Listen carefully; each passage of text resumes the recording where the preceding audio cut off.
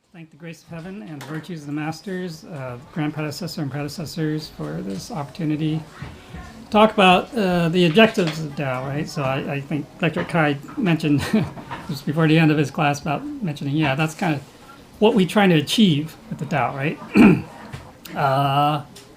I say here function and result. Actually, the objectives of Dao, which is the aim or the purpose, you can say, of the Tao today, right? In this white era, okay? So you can say it's a little different from before in the past, but now we're in this white era where the Tao is openly propagated all over the world, so it has there's a purpose, okay?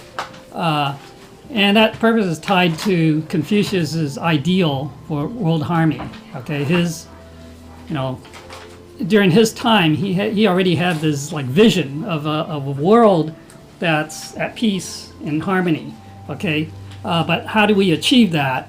At his time, he couldn't achieve it, unfortunately.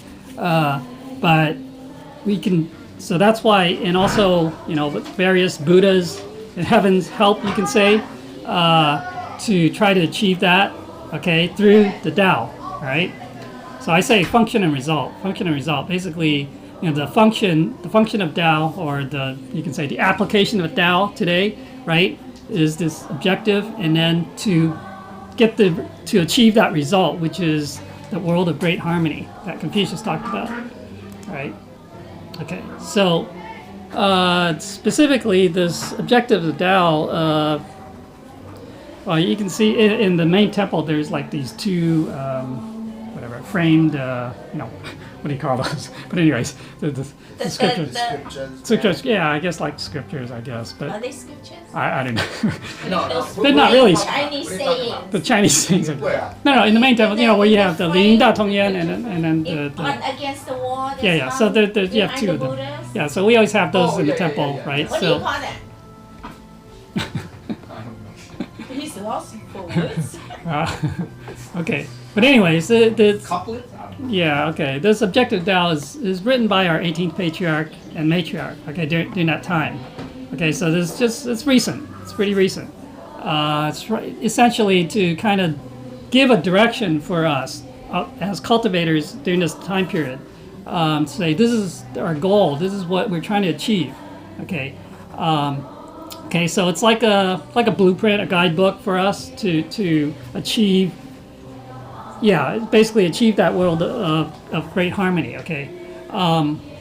So Maitreya Buddha also, because he's also the main Buddha right now, and he's the one, he made a vow to establish that world of great harmony, basically, paradise on earth, pure land on earth. Okay, so it's all coming together. It's all coming together. It's coming to a head, finally, you can say the conclusion or the manifestation of this world of great harmony is coming about. Okay. And it's everything kind of come together. You can say it's all heaven's will, right, to make this happen, right? Okay, so, all right. So the first thing in that Objectives of Dao talks about, respect heaven and earth. Okay, so it's kind of starting with the big picture. Okay, starting with the broad big picture. Say this is where we come from. Okay, we come from heaven, right? And we see this whole marvelous universe, so great.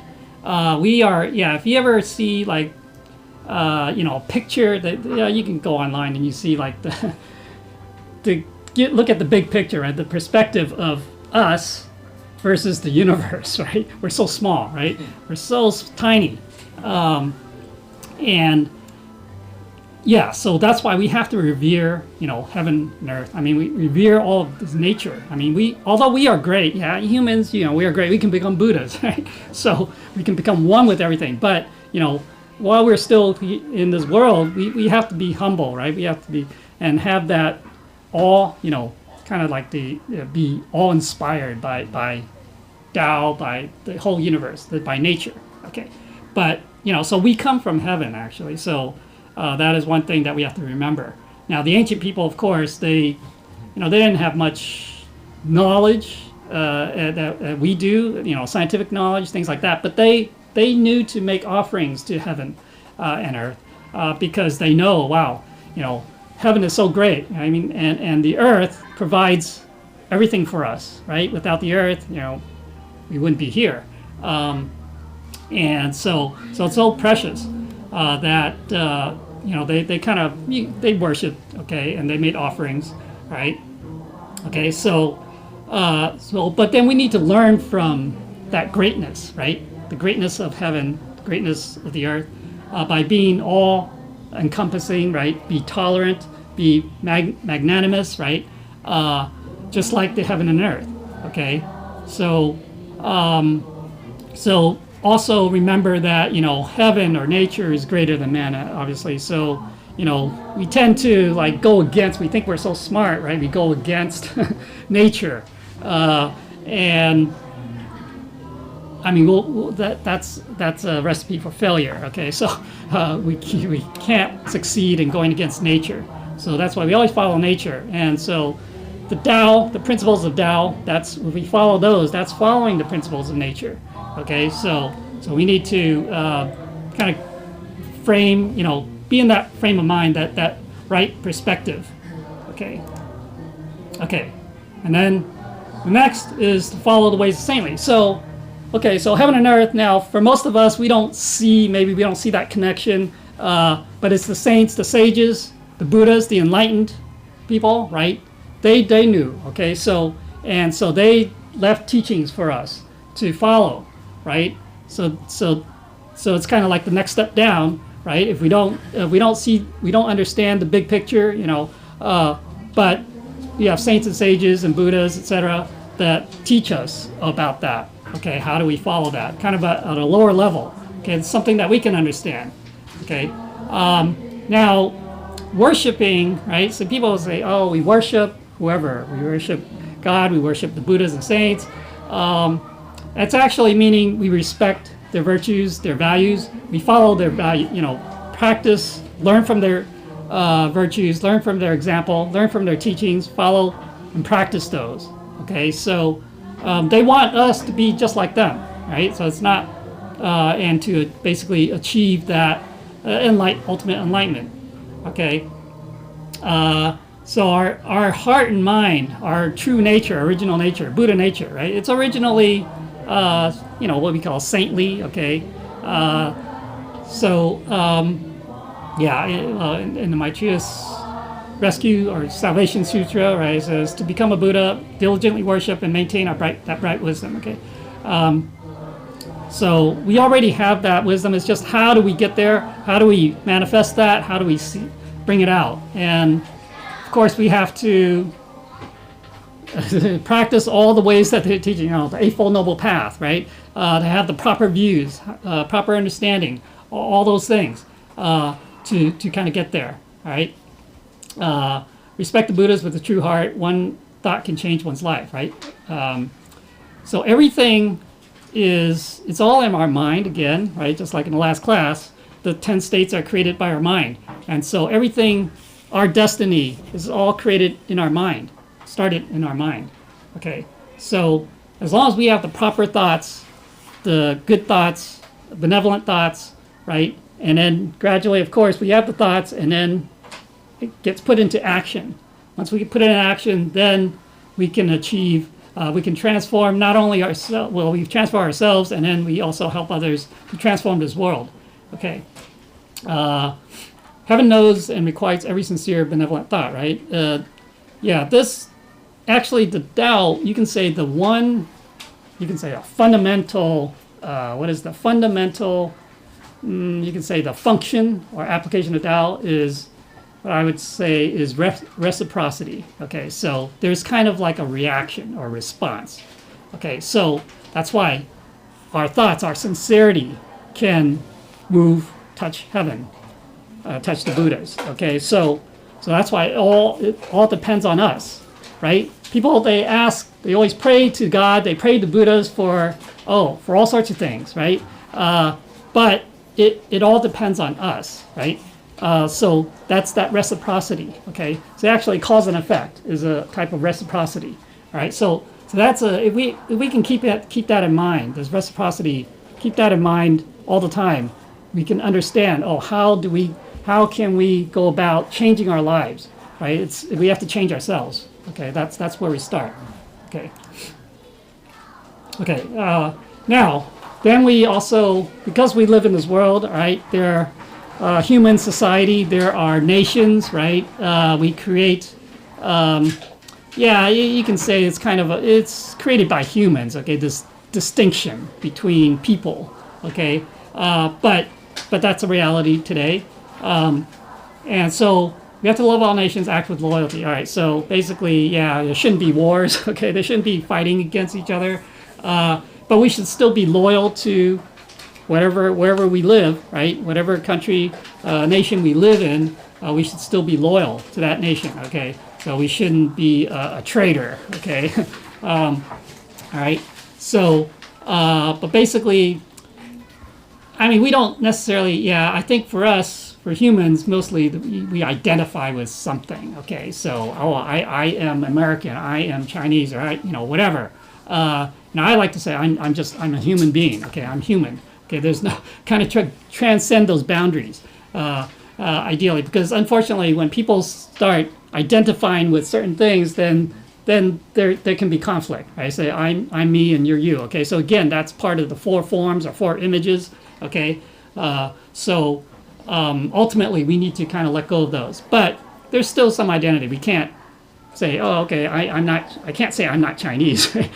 I'm born Chinese. Okay, so I mean, if they say, what nationality are you? Nationality? Well, Earthling. Earthling. I'm an Earthling. Earthling sounds like he's from Mars. Yeah, from another planet, from a different plane. Okay, but. Yeah, so yeah, but loyalty is one of the 8 cardinal virtues, right? And so, in essence, we cannot have. How can you be loyal to different masters? Of course, there's the external, right, master that we're loyal to. Like say we're loyal to this country or the leader. But internally, we're also loyal to what? Our conscience, our Buddha nature, right? Or essentially God. Okay, so there's that loyalty as well. So, to be loyal to God, to heaven, to Tao, right? Is to we have to perform our heavenly the duties that, come from essentially following heaven's will. Okay, so those are all the principles that from the Tao that relate to us as human beings, right? There's the Tao of humanity. We say the Tao of humanity. So all these virtues, the 8 virtues.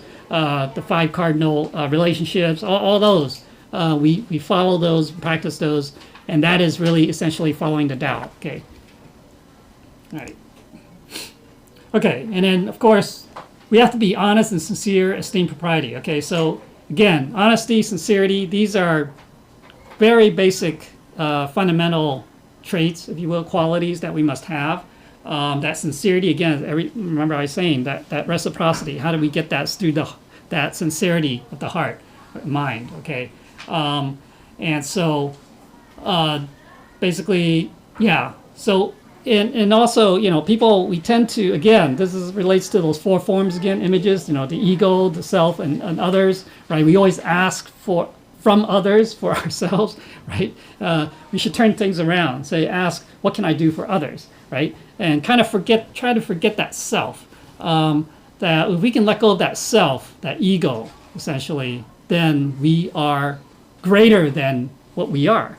We are greater than this physical being, okay?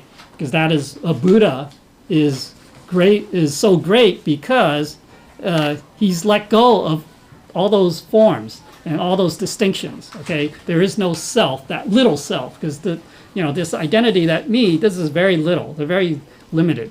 And so if we can let go of that limited self, then we are the infinite self, okay? We are one with everything, everyone. Okay. So, we have obviously modesty, courtesy, kindness, right? Propriety, in propriety there is moral integrity. So propriety is also, there are obviously everything is principle. There is a principle in everything, right? It's not just a random or free-for-all or do as you desire. That is not the way of propriety. Okay, so obviously there's, we have to have restraints, constraints. So that's why there's also discipline as part of the practice, right? The 6 paramitas. One of them is discipline or Sijie, right? You say, yeah, discipline. So the door of propriety, path of righteousness. Okay, so without propriety there is no foundation, right? So that's why the propriety is very important. So that's why in the temple, yeah, we talk about the rules and regulations of the temple. It's important that we understand that we follow those. Okay, because that's kind of like the basis, right? All right. And then, so then we talk about practicing filial piety, right? So, again, this is like the main virtue, if you will, the first of the 8 virtues. The reason why, again, the filial piety, because our parents represents like God or our origin, our spiritual origin as well. So they gave us this life in this world, and so we need to requite or pay back their grace in raising us. Okay, just like the heaven and earth, the heavens and the earth kind of allowed us to live and to develop and grow in this world the same way. That's kind of the parallel with our parents. They represent like the sun and the sun and earth, whatever. And so again, we have to kind of have the respect and everything, pay them back. Okay, so right, so so that's the same again, the parallel. As much as we revere the heaven and earth, and we should also revere our parents in the same way. Okay, of course, their proprieties also different. Ways that we show that while they're alive, and also when they pass away. Of course, when they're alive, we try not we shouldn't wait until they pass away. When they pass away, we can say, I visit to the grave every day and do all sorts of things, make offerings, but that's kind of useless compared to what you can do when they're alive, help them while they're alive, right? So we try to do our best to make them happy, to help them while they're living. Okay, all right. So the other filial piety again is to our Heavenly Mother, right, God, to help save all sentient beings. So yeah, we have a physical family, bloodline through the bloodline, but we also have the world, you can say the universal, the family of all sentient beings. We all come from the same place, okay, spiritually, and so because we're all made of that same stuff, that Buddha nature, and so to be filial to God then is to help all sentient beings, right? So try to guide them to bring them back to heaven. So we know the way. We receive the Tao. We have the 3 treasures. We're practicing, cultivating, so we can return back, but we don't want to be an arhat, right? That we just go back by ourselves. That's like being an arhat, right? So we want to be like a bodhisattva. So we have to help others, bring other people back too, right? So that's why we have to propagate the Tao. That's very, very important.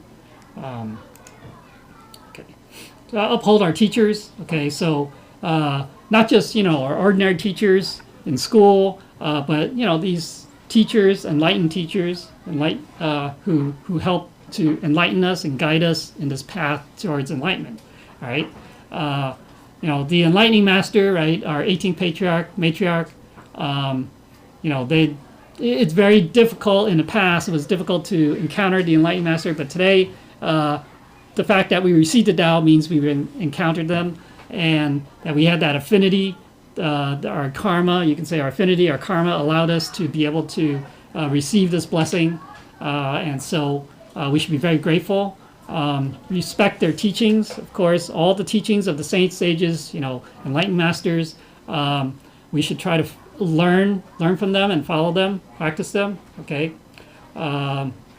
and because right now also because they have that special mandate to basically propagate the Tao, propagate the Tao throughout the world, and in not only the human world, but the other 2 realms, the spiritual realms. Okay, basically there's a great responsibility for us. Okay, because our patriarch and matriarch, they're no longer here. We have transmitting masters that represent them. So we are kind of represent them in spreading this Tao. Okay, and kind of carrying out that mission. Okay, so trust friends. Okay, have basically trustworthiness among friends.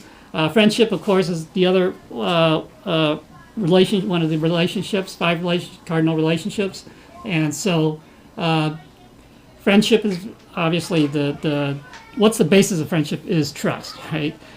So again, that trust, that sincerity from within. Okay, so that's a very important quality that we should have, that virtue, right? And so we should also treat everyone equally, our friends equally as well. Not saying, oh, because this person is, he has a very high social status or whatever, then he's different. No, everyone is really equal. Okay, so we should try to view everyone in that light of that we all have that Buddha nature as question, and because the status in this world is all temporary anyways, and that's subject to change. Okay, but the Buddha nature, that never changes. All right. We also need to make the right friends. Of course, we don't want to get involved with the wrong crowd. Right? Especially when we're young. Maybe even as adults too, we can get in with the wrong crowd. So we have to use our wisdom to kind of make sure we don't get involved with the wrong people. And of course, so that kind of goes back to our upbringing, everything. Like if we have the right values, we brought up with the right values and virtues, principles, then throughout life that will guide us to be upright, to be basically, make friends with those people who are virtuous. Okay, be harmonious with neighbors. Okay, so of course, in society, we unless we live in a mountain by ourselves or out in the wilderness, we encounter people. There are people who live, our neighbors, and so we have to get along with them, right? There's a saying that a close neighbor is better than a relative who's far away. Even though a relative is closer to us, but a neighbor can be more helpful to us, because they're right next door, right? So again, we should try to establish good affinity and relationship with our neighbors, people around us, people that we encounter every day. Okay. So this is kind of course today, the world is shrinking in the sense that we're more connected, okay, but still there's the distance factor, okay. So all right, so this is very important. Obviously, in a society, we have to have good relationship with those people around us, all right, with other people in the society. Now, then we also want to transform evil into good. Okay, so there's obviously, unfortunately in this world there is good and evil. There's a lot of evil.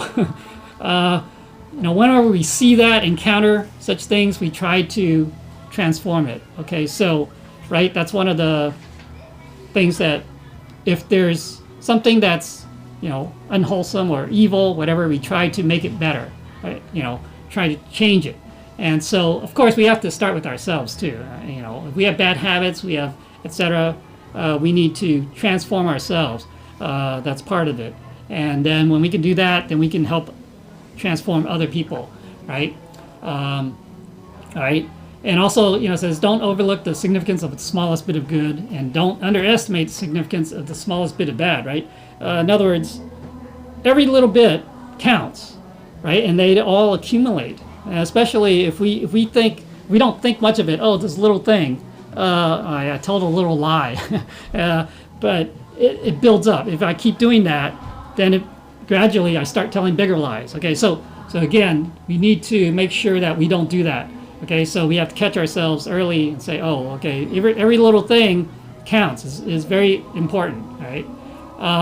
So we have to be willing to correct our mistakes, right? Especially, when people point it out, So again, this is all our ego, right? Because we have that ego, we say, oh, no, and get very defensive. But we need to have that courage. So courage is another quality that we need to have, is to be able to face these, basically you can say our deficiencies, okay? Our own deficiencies, and to be able to change it, right? So like, well, you can say like in Star Wars, right?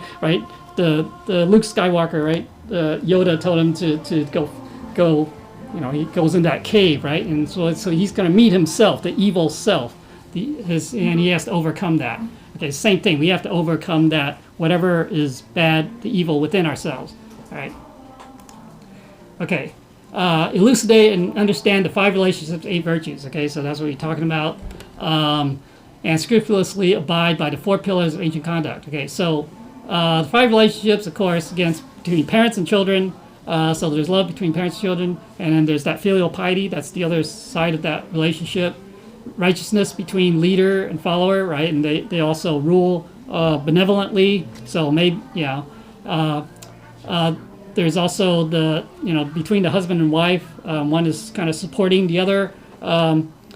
There's also among siblings or among peers, you can say, there's an order, right? And it's if it's like the children, the older will love the younger, and the younger kind of respect the elders, okay? And again, that trust among friends, okay? And then 8 virtues, of course: filial piety, brotherhood, loyalty, faith, trust, okay? And then the last 4 are the 4 pillars: propriety, righteousness, integrity, sense of shame, right? Okay, so if people didn't have any sense of shame, then they'll be committing all sorts of crime, and they won't even have any regrets, right? So that sense of shame gives us that regret, makes us feel guilty, right? That's really the only thing to stop us, to correct ours. It's also a conscience. Yeah. Conscience, which is part of our Buddha nature. Yeah. It's a reflection of our Buddha Right. nature. Right. So, and then, okay, there's the 5 constants. Okay, the 5 constants, again, are kind of like 5 basic virtues of our Buddha nature. Okay, so they're going to do the, okay. So, these are the 5 constants, right? Again, sincerity, sincerity, faith, right? That's in the center. That's the core. Again, that's the core, right? Without that, we're fake.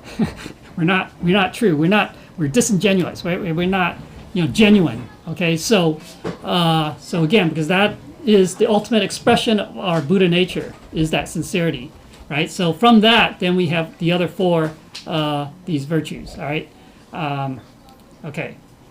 So to spread the profound truth of the saints of the 5 religions, all right, teach people to follow the true good nature by expedient, skillful means, right? So religions, unfortunately, today we view religions as bearing, these are all different, okay? They're all different. You believe in yours, I believe in mine. Unfortunately, that wasn't the case in the very beginning, okay? That wasn't how Jesus or Buddha or Muhammad wanted people to view things, okay? Because they are all talking about that same truth, that one universal truth that we call as Dao. Unfortunately, they use their expedient means or skillful means to try to talk about it. Unfortunately, languages, there's limitations in language and culture and understanding. So that's why people, you can say it become kind of corrupted, or the understanding, it becomes corrupted over time as people are less virtuous, right? And they no longer understand that the true essence of the principle behind what their teaching is. Okay, so basically the 5 religions, they talk about different aspects of that truth. All right, okay, so in Taoism, the one of the main principles is Wu Wei, which is motiveless action. So that's essentially just doing things from the Buddha nature. Okay, not going through any cognition, any kind of desire, none of that, because that's all stuff that's added in from our human nature, our ego. Okay, so So if we can get rid of that, then we're just following our Buddha nature. Confucius, talk about the humanity, right? Confucius really talks about more practical level of how we conduct ourselves as a human being within society. And so again, reciprocity is there, right? The golden rule, right? How we treat others and how others would treat us, okay? Buddhism talks mostly is, love, compassion, okay, for all sentient beings, treating everyone equally, all sentient beings equally. Christianity also talks about brotherhood. So that's also another way of talking about that, the same thing, same principle. Islam talks about purity and righteousness, okay? Again, we have to purify ourselves, okay? So that's why they have very strict disciplines. And if we can do that, so because we are defiled, okay, so we are defiled in this world. We have all sorts of the bad habits, etc., things that we picked up, bad desires, all those things. So we have to get rid of those, right? So basically, the religions they're all teaching the same thing. It's just that it's hard. There's no one religion that really talks about everything, all of it, together.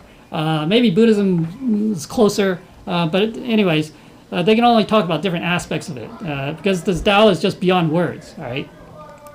Okay, so again, purify the heart, right? Wash away our anxieties, utilize the false forms to cultivate the true self, restore ourselves to the natural state of the original self, right?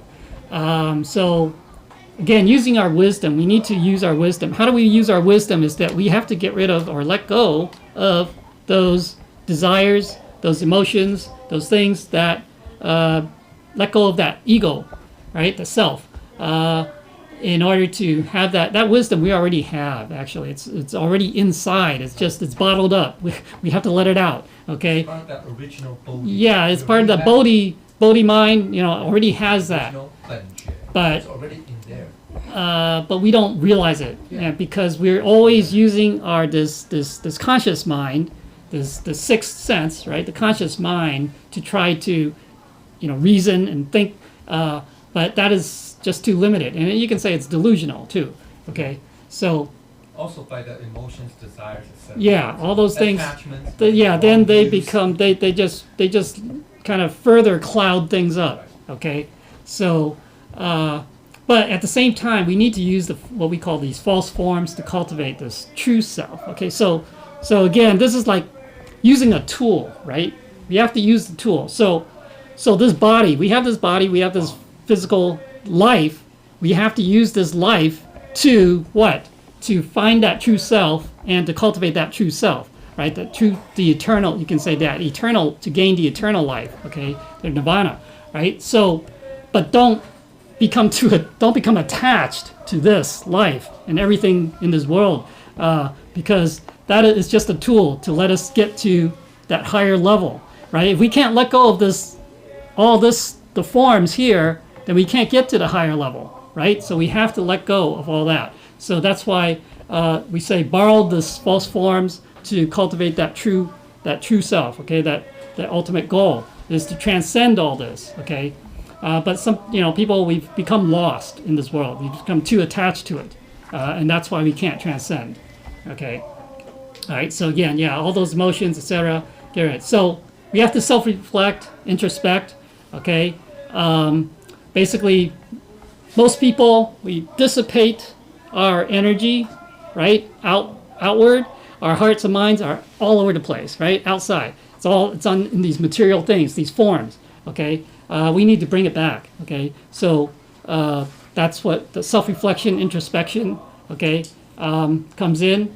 So it's basically concentrate on that energy inward, all right? In the same way how we deal with people too, and deal with situations, right? A lot of times we deal with if we get angry at something or someone, right, that's going outward, okay?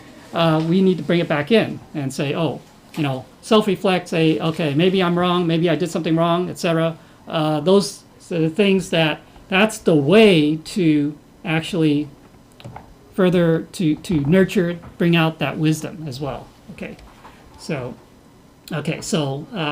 yeah, again, the path of suffering comes from the attachment to all these forms, this external stuff. All right. Okay, so the human essence prefers purity. Okay, so this is a quote from the Purity and Stillness classic, right? The mind disturbs it. The human mind prefers stillness, but desires mislead it. Right? If one constantly expels desires, the mind will naturally become still.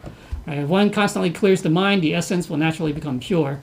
Naturally, 6 desires will not arise. The 3 poisons will vanish. Right? So, achieving that state of mind of stillness, right, is what the Buddhas they achieve, or the Bodhisattvas. They're always in that state of mind.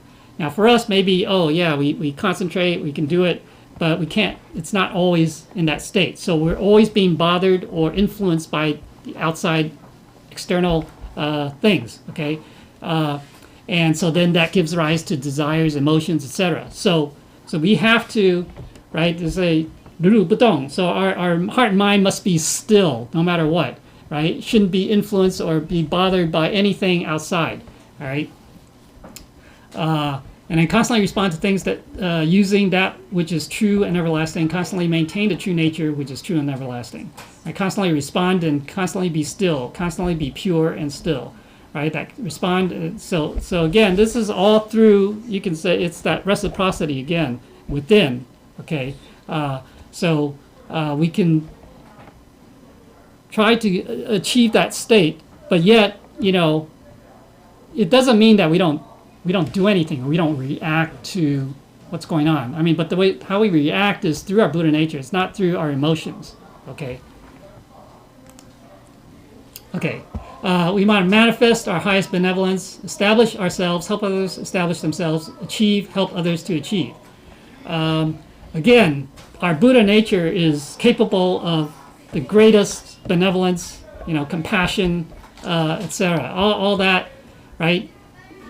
Because it's proven, right? Because from the Buddhas and saints, right, they've proven that that's the case, that we can do that. Okay, so now it's also important that we have to basically establish ourselves. So we start from ourselves. That transformation starts from within, and then it goes out as well. It would be impossible to transform others before we transform ourselves. This is like saying, if I'm a smoker and I tell you not to smoke, I mean, that doesn't make sense. It's not going to happen, right? I have to stop smoking first, You become right? a role model. Yeah, exactly. So we start from ourselves. It doesn't mean that we have to be perfect, right, before we help others and try to transform others, but we have to be, at least show that we're trying, we're doing it, okay? Progress. Yeah, we have to show some progress, that we're transforming ourselves. Then people can see that, right? People can see that. Then they say, oh, yeah, okay, then what you're saying is good. They're willing to try. Okay, so that's how we do it. And again, this is like the way of the Bodhisattva, again, is we establish ourselves and help others. Okay, it's not just to do it for ourselves and forget about everyone else. Okay, so this is, again, the path of Bodhisattva. So because we have this potential, right, this great potential within us, it would be a very big shame, a waste to not manifest that, not put it to use, right? So that's why people don't realize that they have such a great potential that we need to put it into practice. Okay, so we have to realize that we have such great potential. We can all be Buddhas, and so we should do it. All right, and then so establish our virtues, merit, and cultivation in order to help others establish. Okay, so improve ourselves to help others improve. Right, so that's kind of a basic principle that we should follow. Okay.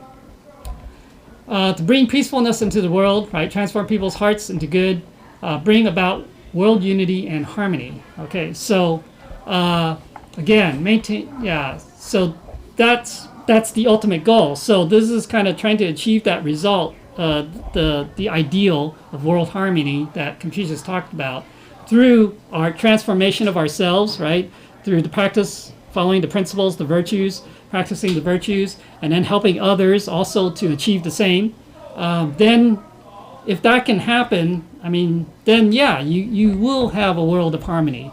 Okay, so we should have a proper outlook, attitude, right? Yeah, I mean, it looks like, wow, how can we change this world? It's so messed up, right? And so many people who are going the wrong way. But we start with ourselves, and we help the others or influence the others around us. Okay, so everything starts small. Okay, we can't. Yeah, some people, they dream big. Yeah, I want to change the whole world, but it's impractical. Can't. If we can't transform the people around us, how can we change the world? Okay, so we start with ourselves, and we start with the people around us. Okay. And so the end result, of course, is to bring that peace and harmony to the world. Ideally, that nation without borders, right? Society without discrimination. So again, none of this. Oh, us and them, etc. Okay, so none of that stuff. It's basically utopia. Yeah, it is. But Heaven on earth. yeah, that's so that's Maitreya's goal, is to kind of to establish Very that. idealistic. Of course, that may not happen until there's a great cleansing. Yeah. I'll call it a cleansing or That's good. whatever you. Well, I'll talk about that in the 10. 10th. Yeah. Okay. So there's probably the monetary warning sermon, about that. Okay. because So God did mention about that. yeah. So basically, yeah, it is, because there's so many, if you look at the leaders of these nations, right? I mean, it's all very, well, first, they're all selfish, right? So the self-interest of that nation. Corrupt. They can be corrupt, etc. So there's hardly any kind of, there might be some collaboration or cooperation, but still, it's all looking out for me, a self-interest. That's it, National interest. national interest, right? So it's very, you're still going to have conflicts. Yeah, but it doesn't mean one government. See, like Right. a lot of Americans, when they read, or Westerners in general, when they read Confucius' World Harmony, because that's Confucius, right? World Harmony, they think, oh, it's one government. Right. They misunderstand. It doesn't mean one government. It doesn't mean that. Right. It just means like-minded. That everybody is fair-minded. It's you can say achieve at a higher level of enlightenment or Yeah. understanding. You know what I'm saying? Yeah. That we're all the same. We're all the same boat. It's one Earth. It's one human race. It's not, there are multiple ethnicities or nationalities, but there's only one human race. Right. Right? Right. We all have the same Buddha nature. We all have 2 eyes, right? 2 ears, 1 nose, 1 mouth, right? So- Yeah. Right. So yeah. So I mean, at that point, what's the form of government? I don't know. I mean, cannot say. But it's not going to be the form of government that we have now. I would say. Okay. So. So that, yeah, but that's kind of in the future. But we're trying to get at least kind of like a grassroots level. That's how the Tao spreads. Okay, grassroots level. People changing themselves, changing those around them. Okay, and gradually we have at least a group of people. Some amount of people who are, they all subscribe to these principles, and eventually, all those who don't subscribe to it, well, unfortunately, there's going to have to be I don't know, a cleansing or something, right? Weeded out. Yeah, they have to be weeded out. Okay, so that's why there will be many calamities, disasters to come, great calamities and disasters. All right. Okay, so this is, I'm not going to read this, but this is the ideal world of great harmony that Confucius envisioned, right? Where there's basically there's peace, there's no criminals, people don't steal, people don't commit any crimes. There's love, the respect among all people, right? Those who are unfortunate are cared for by the fortunate. I mean, it sounds kind of socialist, Yeah, right? yeah. But socialism, but that is kind of In other words, you care about others. yeah, we more than care. you care Yeah, about yourself. yeah. There's consideration for others. There's more consideration for others. It's also the notion that Buddha said there's no you and I. Yeah, right. He says, See, but that's almost like counter to capitalism. Capitalism is It's self-interest yeah, first, it's comes first, Right. beyond others. Then Right. they say enlightened self-interest. That's an oxymoron. Because how can you have self-interest and yet you're enlightened? That's an oxymoron. Mm. You know what oxymoron means, right? Contradiction. Yeah. Yeah. So, right. So this is a society where we care more about others than. I mean, there's essentially no self. We care about others, and so that's essentially everyone in that case would be a bodhisattva or a Buddha. So, right, there's no selfishness, no materialistic. It doesn't say that you can't have private ownership. Yeah. It didn't say that. Right, It didn't say it doesn't you talk cannot. about that, It didn't yeah. say that there's a collective. No, it doesn't say anything about that. See, so a lot of people misread this and they say, "Oh, that's communism," or socialism. You know, a lot of Republicans say, "Oh, that's socialism, man. Obamacare is socialism." Ooh, ooh, ooh. You know, I don't know. These people are so deviant. They have deviant, perverse views. What can I Deviant say? mind, yeah. That's what the wrong views. Right. Five wrong views. Right. Okay. Yeah. It's So- scary. Okay, yeah. So anyway, so this objective of Dao, right? The purpose of Dao in this white period is it's heaven's blueprint to give us the proper direction to follow to create, to us, finally make real the world of great harmony. Okay, that Confucius talked about. And that's also Maitreya Buddha's vow to also basically do the same. So the Dao naturally conforms to this destiny using what Confucius' ethics, right? Confucius, that's basically he's laying the foundation for this to happen, right? Through all the moral teachings, the ethics that he talks about, and that's how that future world. If people followed his, moral ethics, people would be nice to each other. There would be harmony. Okay, so Tao is not just about the principles, but it's also the practice. Okay, so I mean, if we just talk about principles all day and we don't practice them, we can't achieve this. Okay, Well, that's not oneness. See?